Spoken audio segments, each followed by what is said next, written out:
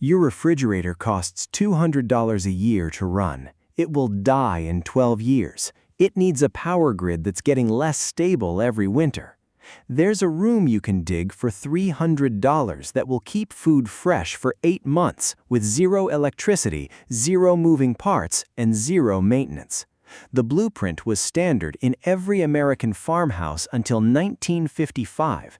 Then it vanished from new construction almost overnight. Before I show you how to build one, here's the physics your high school teacher skipped. You can't make cold. Cold isn't a thing you add, it's heat you remove. And the ground beneath your feet has been removing heat for 4 billion years. Air temperature swings 40 degrees in a single day. Soil temperature swings 5 degrees in a whole year. Dig down 5 feet and you hit the thermal floor. Your region's annual average locks in. In most of North America, that's 50 to 55 degrees year-round. The earth doesn't cool your food, it stops your food from warming. That's the difference. Your modern fridge fights heat with electricity. A root cellar outruns heat with mass. One costs $200 a year, electricity bill plus maintenance is extra. The other costs nothing after you dig the hole. Every working root cellar runs on the same 3 physical forces. Remove one and your harvest rots. Get all 3 right and potatoes last until spring. First, thermal mass. Dirt absorbs heat like a sponge. It releases it like a bank vault. The more earth wrapped around your walls, the slower temperature moves. A sudden July heat wave hits the surface. 3 feet down, the dirt hasn't gotten the memo yet. Second, insulation. Soil is a thermal bouncer. Thick walls block summer heat from pushing in. They trap winter warmth from bleeding out. You're not creating climate, you're borrowing it from the ground. Third, controlled airflow. Stagnant air kills, moving air saves, but not wind, current.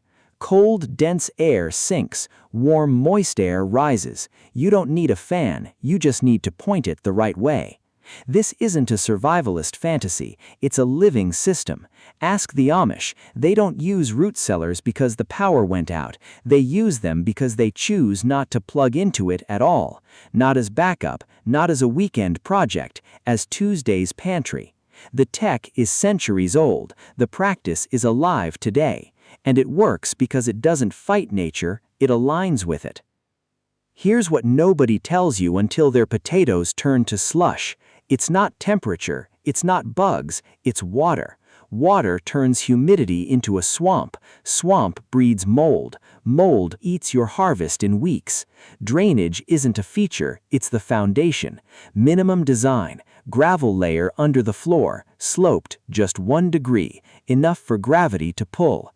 Drain channel or sump in the lowest corner. Water needs an exit route, always out, never in. If you build the walls but skip the drain, you didn't build a cellar, you built a mold incubator. Airflow isn't a suggestion, it's the circulatory system, and it runs on the stack effect. Cold air enters low, warm air exits high. That's not advice, that's gravity and density doing the work for you. No motor, no switch, just physics pulling its own weight. Pipe 1, intake, drops near the floor, grabs cooler outside air, pulls it inward. Pipe 2, exhaust, rises to the ceiling, releases the warm, moisture-heavy air outward. Warm air rises, cold air falls. You just give them a highway. Add adjustable dampers, not fancy, just a plate on a hinge. Winter, close them halfway. Summer, open them at night. You're not automating weather, you're riding it. Here's the trap nobody mentions until their carrots sprout. Ethylene gas. Apples breathe it out, potatoes absorb it. The gas tells vegetables to ripen. Ripening leads to rot. You don't need a sensor, you need a wall. Keep fruit high, keep roots low. Separate zones. A little temperature difference? Only 1 to 2 degrees, but that won't hurt anything. Or else you can put both in different areas of the root cellar and put a veil between them. Different air. Simple separation buys you extra months. The cellar isn't one climate, it's 3. Heat rises, moisture settles. Upper level, slightly warmer, slightly drier, onions, garlic, apples. Middle, stable, cabbage, root crops in crates. Lower level, coolest, most humid. Carrots in damp sand, potatoes in breathable bins. You don't need 3 fridges, you need 1 room with a gradient. Read the air, place accordingly. Root cellars aren't universal, they're specialized. They excel with crops that like cool, damp, dark. Potatoes, carrots, beets, turnips, cabbage, onions, apples. 3 to 8 months, sometimes longer. But meat? No. Meat wants freezing. You don't chill it raw, you preserve it first. Smoke it, salt it, cure it, pickle it. Ancient kitchens didn't ignore this, they adapted. Make the habitat unlivable for bacteria, then store the stable product alongside your roots. Smart preservation beats brute force refrigeration. You're probably thinking this requires an engineering degree. It doesn't. It requires a shovel, $300, and a weekend. Part 1. The chamber. 8 by 10 feet, 7 feet high. Concrete block or poured concrete, 8 inches thick minimum. Waterproof the exterior, not the interior. Water pushes from the outside in, stop it before it enters. Part 2. The roof. Not just dirt over wood, insulation over structure. 6 inches of rigid foam, then earth berm. The roof stops radiative heat loss in winter and solar gain in summer. Skip this and your cellar becomes a seasonal room, not a year-round one. Part 3. The drain. Gravel base, sloped floor, perimeter drain tile, sump or daylight outlet. I'm repeating this because it's where 80% of builders fail. Water out, always. Don't guess, build to these numbers. Depth, 5 to 10 feet below grade. Shallower in cold climates, deeper in hot ones. Wall thickness, 8 inches minimum, 12 is better.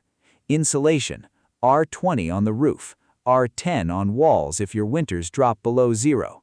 Vent pipes, 4-inch diameter, 1 intake low, 1 exhaust high. 6 feet of vertical separation minimum. Shelving, 12 inches between shelves. Slatted wood or coated metal, not solid. Air must move. Humidity target, 85 to 95%, not higher, not lower. Temperature target, 32 to 40 degrees. That's the sweet spot. The cellar doesn't need a computer, but we don't live in 1524. We live in a world where data costs less than dirt. Why not use it? A microcontroller doesn't replace the ground, it extends your eyes. You're probably thinking this means wiring a smart fridge to Wi-Fi. It doesn't. It means $20 of silicon doing what your nose and hands can't. A DHT22 sensor and an ESP32 chip. Combined cost under $20. They sit in the corner. They watch temperature and humidity, around the clock. No screen, no dashboard, just data. When the temp spikes or humidity drops, the system pings your phone. Local mesh network, ESP Now or LoRa. No internet, no cell towers, no monthly subscription, just a direct signal to your pocket. You're asleep, the cellar is awake. But monitoring is passive. You can make it active. Add a motorized damper to the intake pipe. Program it so it opens to get the warm air out and cold air in.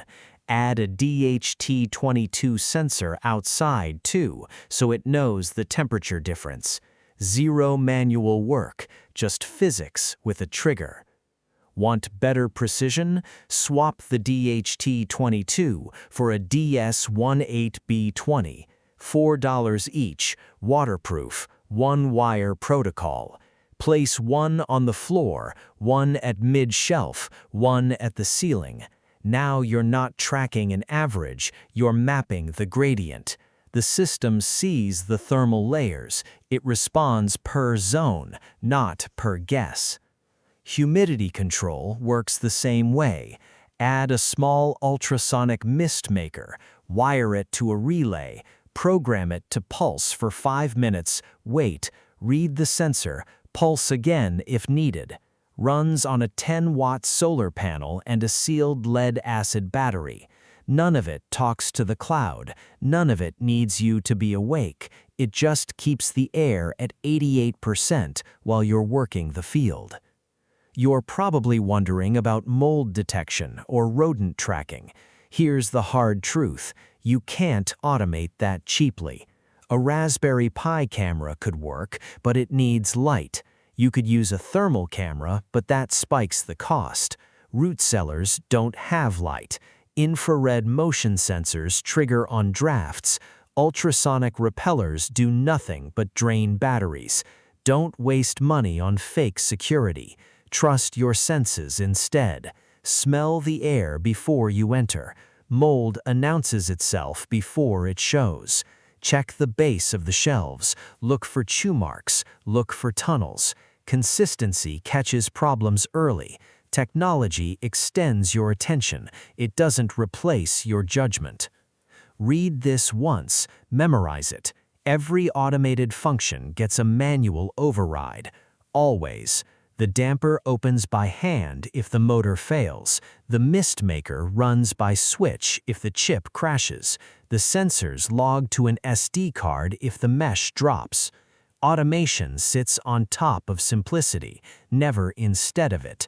The intelligence layer buys you sleep, it buys you distance, it buys you early warnings, but the dirt still does the work, the air still moves, the ground still holds the line. Build the cellar first, wire it second, never reverse that order. A dumb cellar that works beats a smart cellar that fails. Get the foundation right, then add the eyes. Root cellars were standard in American homes until the 1950s. Then they vanished from new construction, not because they stopped working, because they stopped making money. A root cellar lasts 50 years with zero maintenance.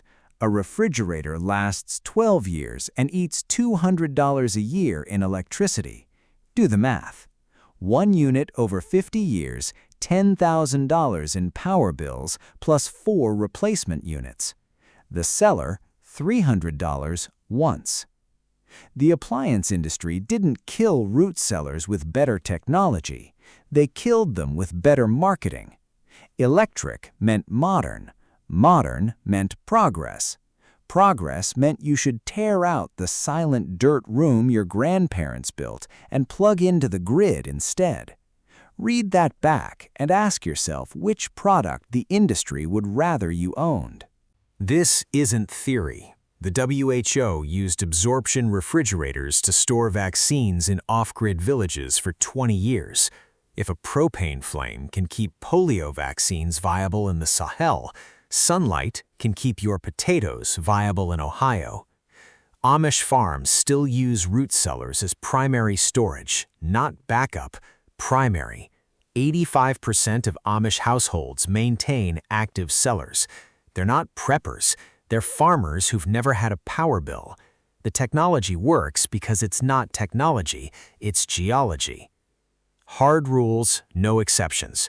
Don't build in clay soil without perimeter drainage. Clay holds water. Water kills cellars. Don't skip the vapor barrier under the floor. Ground moisture wicks up through concrete. Don't store meat raw, ever. Cure it first, smoke it first, salt it first. Don't let temperature drop below 32 degrees. Freezing ruptures cell walls. Ruptured cells rot faster. Don't let humidity exceed 95%. Condensation breeds mold. Inspect weekly, same day, same time. Consistency catches decay before it spreads. The cellar doesn't run on autopilot, it runs on seasons. Winter, close the vents halfway. Stop freezing air from pooling inside. Summer, vent only at night. Keep daytime heat out. Spring and fall, ride the middle. Adjust dampers, read the weather. The structure stays the same, the operation shifts. Materials, $300 to $500, depending on whether you pour concrete or stack block. Labor, 1 weekend with 2 people, 3 solo. Operating cost, 0. Lifespan, 50 years minimum. Compare that to a refrigerator, $800 purchase, $200 a year in power, 12-year lifespan. Total 50-year cost, $10,800. The Cellar pays for itself in year 2. After that, it's pure profit in heart's peace. So why does it work?